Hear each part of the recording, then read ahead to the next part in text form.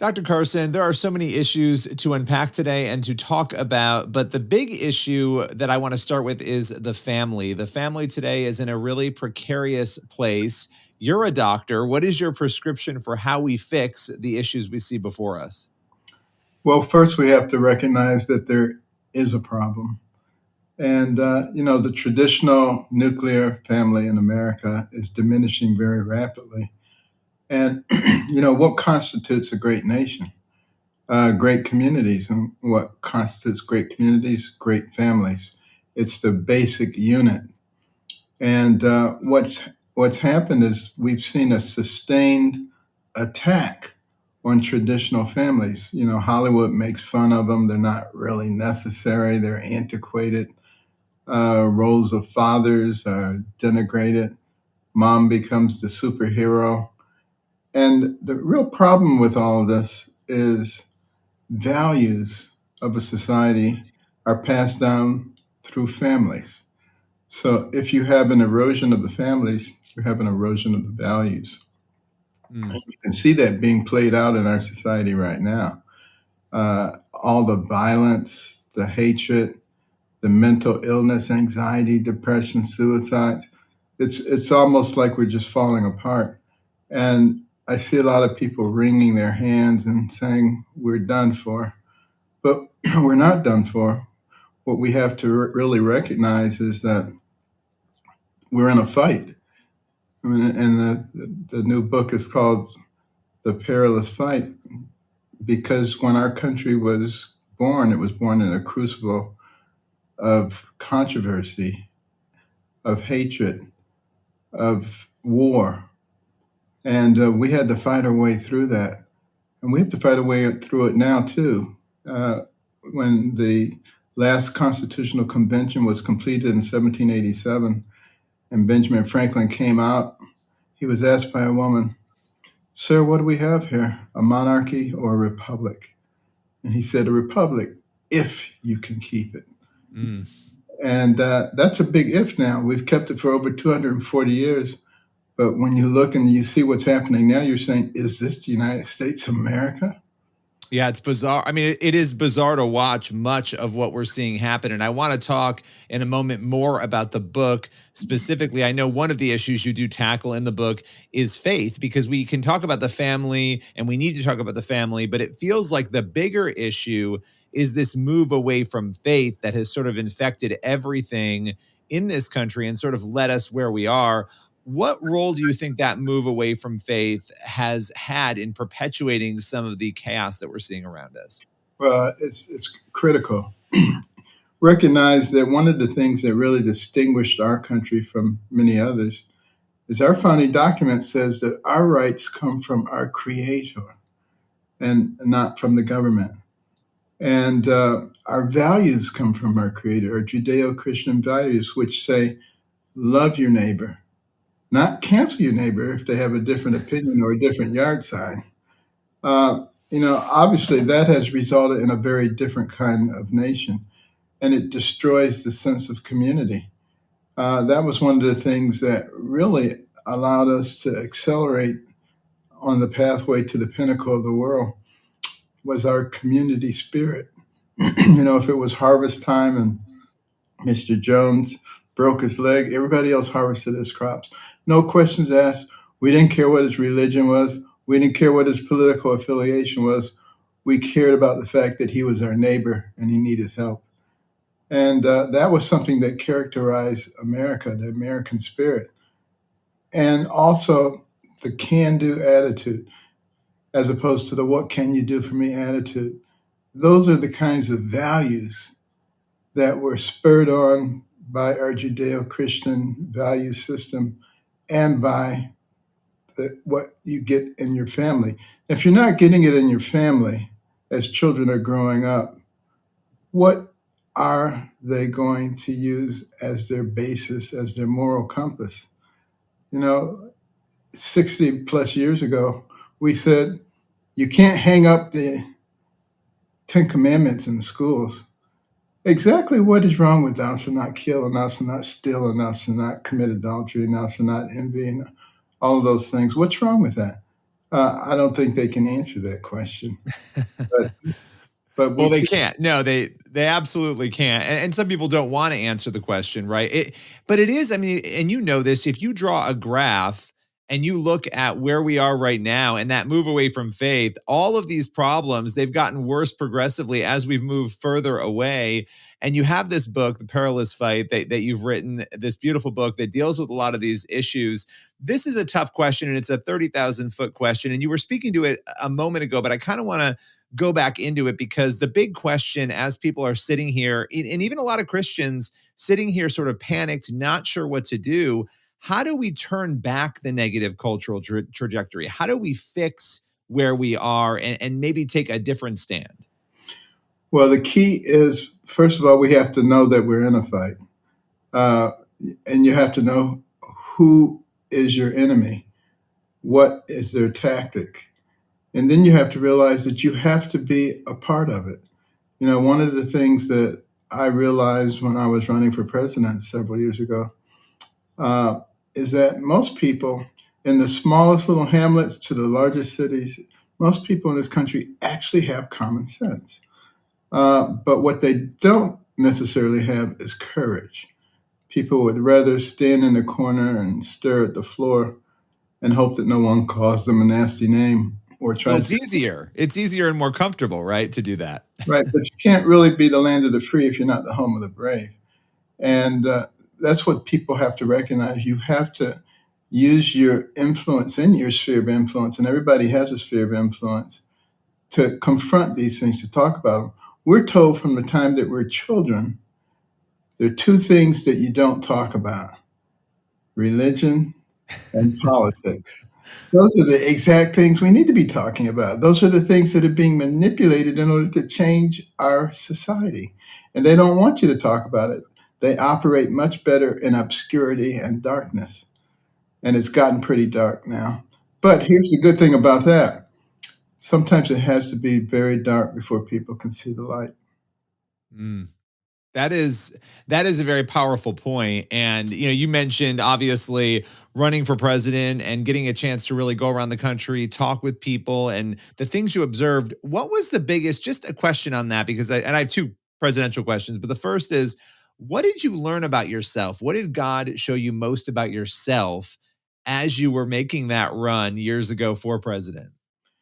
Well, I saw that I had a sense of perspective, recognizing that when you take certain stance, you're going to be persecuted. You just have to accept that, because against the backdrop of eternity, it's really not that bad. It Yeah. doesn't last that long. So, I would much rather be in good stead with my Heavenly Father than to have the New York Times worshiping at my feet. So, Yeah. No, I mean, that's a good perspective to have. And one of the things, obviously, this, the debates about character and who a president is. I don't think anybody ever doubted your character and who you are, but this has become a big thing. I don't want to get into all the ins and the outs of 2024, but it is an election year. And I would ask you, what do you think are maybe a couple of traits that any president, any successful president, or anybody that we elect for that matter should have in order to lead this country in a moral and good way? well, first of all, they have to have courage. Uh, you can't be somebody who runs around with your finger in the air, seeing which way the wind is blowing. And you have to have conviction. You have to understand the goals of the position that you're in. If you're just in it for power and glory, you're not going to do a very good job. And you're going to be blown around with every wind. And that's what's going on right now. You look at the children in our country, for instance. We're distorting the history, destroying it in some cases, trying to rewrite it. But what does history do for you? History gives you your identity. And your identity is that thing upon which your beliefs are based. That's why when ISIS conquers an area, what do they do first? They destroy the history. They destroy the libraries. They destroy the monuments. They want to wipe the slate clean so that you can manipulate the people. We're allowing that to happen without ISIS. And we need to understand what's going on. A good president, a good leader understands that and preserves that history and knows how to articulate it in a way that's right. You know, when it comes to the history of this country, there's good, there's bad, and there's ugly. But there's a heck of a lot more good than there is bad and ugly. And we have, 1619 Project and CRT that sees only on the bad and ugly and try to build everything around that and say, that's who we are as a nation. And you look at the way they try to denigrate our nation. But if it was so bad, why is everybody trying to get in here? So, you know, It's true. I mean, it is a very good point. And I look at your history and what you've done, and I have to say, you have had one of the most interesting careers out of out of anybody around, right? And I don't want to pivot too much. I want to get back to a couple more political questions, but you obviously neurosurgeon, running the pediatric neurosurgery unit at Johns Hopkins. I mean, so many things. The last time I interviewed you, you were the Secretary of Housing and Urban Development. And that's another really interesting turn, after having run for president. Just to kind of look there for a moment, what did that show you maybe in that role running HUD about the country, about politics that maybe you hadn't seen before coming into that? well, coming into it, I sort of saw it as a swamp. Having been in it, I recognize that that's a compliment. It's really more of a cesspool. But we have a lot of work that has to be done. And when I came into HUD, for instance, uh, the finances were just at total shambles. They had not had an audit for 8 years. You're required, federal requirement of every agency is to have an audit. You couldn't do an audit because there were so many material defects. So, getting that straightened out took about a year and a half. You probably did notice that after about a year and a half into the Trump administration, you never heard those horrible stories about fiscal mismanagement at HUD anymore. Uh, but those things were very important. And the other thing you recognize is that by having all of our agencies concentrated in Washington D.C., 90% of the career employees are of a particular political bent, and they use those positions in a way that is deleterious for their political opponents. Mm. How had your own experience informed your work there? Just again, your life story also is incredibly fascinating. That growing up with a single mom, the way you did, coming into all the success, the hard work that you've had throughout your life, and what you've done, and then coming in to HUD, where you're dealing with a lot of political issues, a lot of social issues. How did your experience help you come into that role? Well, my experience helped me to realize that you're not going to get anything done by being pugilistic. Uh, you're probably going to get a lot more done with cooperation. And that's why we made it a point for all the new major policies to include, the careers who've been there for 20, 30, 40 years on the ground level so that they had some ownership of what was going on. Because as they always correctly point out, they're going to still be there when you're gone. And if you have good policies, you want those to continue. Things like our foster youth to independence program, because 20,000 youth age out of foster care every year. A quarter of them end up homeless. A larger number than that end up in worse situations than that. And by including them at the beginning of that program, we were able to develop foster youth to independence and give out the first grants in less than 4 months. Some people say you can't get things done in government. You can if people cooperate together. And the same thing with some of our other policies. I found that federal agencies working with state agencies, along with local agencies, nonprofits, faith based organizations, for profits, when you put them all together, you get stuff done. Yeah, no, absolutely. And it, you had a lot of very interesting efforts that you worked on during that time, and here we are today. We're talking about your book, The Perilous Fight. Now, I'm going to ask you a couple more questions about that, but before I do, one more question about politics. If if former President Trump is reelected and he asks you to join the administration again in some way, would you be willing to do that? Would that be something you could see yourself doing? Well, I am extremely committed to saving our country. I've given up on the idea of retirement, and I will be working either inside the administration or outside the administration toward that goal. Okay. Very good. Very good. Well, just as we round out the discussion on the book, The Perilous Fight, for you, what is success? What do you want readers thinking and feeling when they're done going through the book? Now, that's a fantastic question. I want people to recognize that they're not spectators, that they are participants in this fight, that they have to get involved. They have to know what's at stake. They have to realize that their children and their grandchildren depend on them to do something. Just like the people who preceded us, many of them gave up everything. Think about D-Day in World War II. Those young soldiers, many of them who lied about their age so they could defend our country, stepping over those dead bodies, on the shore, and overwhelming the Axis forces, knowing that a lot of them would never see their homeland or their loved ones again. Why did they do that? Obviously not for themselves. They did it for us. And now it's our turn. And that's what I want people to understand. We have to do something. And that includes understanding why our founders gave us the power of the vote. Now, a lot of people don't take that seriously. They go into the voting booth or they take their sheet of paper and they just look for the name that looks familiar.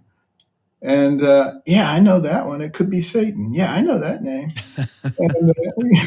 And, in many cases, it is. That's not helpful. And people also need to recognize that we have to be the ones who stand up against corruption. When people who are not even designated to do such things come up at the last minute and say, you can observe as an observer, but you have to do it from way over there where you can't see what's going on. Or the signatures don't have to match, or the addresses don't have to match, or 1,000 ballots can come in from the same address. It doesn't matter.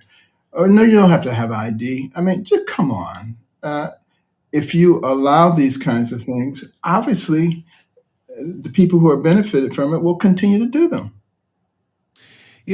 Something that just dawned on me before we go that I do want to ask you about, when we're looking out at the landscape, abortion has become, obviously, it's always been a huge political issue. With the overturning of Roe and the Dobbs decision, you have a situation now where the Democrats feel this is an issue that will benefit them. They feel it has benefited them in the last couple of election cycles. And we can have a whole discussion about whether or not that's true. But the reality is they have dug in, the Democrats, their heels on this issue, just as the Republicans have in the past. What do you make of this issue of abortion being so flammable now, with the American left sort of picking it up, especially in light of your entire life was devoted to pediatric neurosurgery, helping, preserve life. What do you make of the way that abortion's being handled right now? Well, I wish the pro-life people would stop fighting amongst themselves and recognize that whether you believe that life begins at conception, 6 weeks, 15 weeks, we're all under the same umbrella of respecting and preserving life. And let's celebrate the fact that we're making progress toward getting a society that understands and values life. And let's continue that march, but let's not fight each other. Yeah, absolutely. Well, I so appreciate you taking the time today to talk with us. The book is The Perilous Fight. Congratulations on that. And we're looking forward to having you back sometime soon. Always good to be with you. Thank you.